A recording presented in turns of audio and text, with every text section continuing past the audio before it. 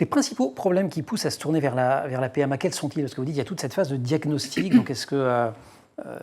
Tout à fait. Quelles sont les constantes? Alors, chez la femme, la plus grande cause, c'est un trouble de l'ovulation. Donc ça va se remarquer très facilement parce qu'il y a des cycles qui sont irréguliers.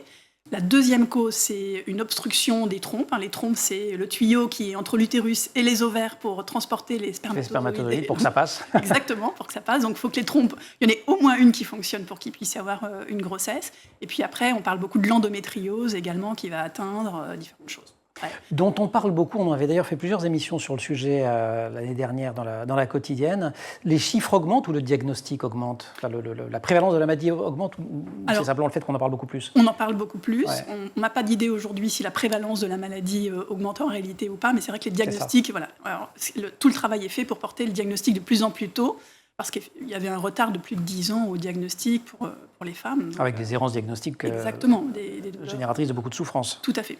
Est-ce qu'il y a des limites d'âge pour entrer dans un parcours d'assistance à la procréation médicale? Oui, tout à fait. Alors la limite d'âge est quand même assez large.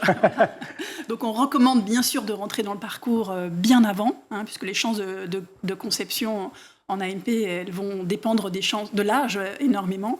Donc pour tout ce qui est fécondation in vitro, transfert d'embryon, utilisation de ses propres ovocytes, c'est jusqu'au premier jour des 43 ans la date limite, le coup pré-tombe avec le décret qui est issu de la nouvelle loi de 2021 pour les femmes. Et on peut aller jusqu'à 45 ans si on avait conservé ses ovocytes avant, ou qu'on avait des embryons qui étaient produits. Et pour l'homme, c'est 60 ans.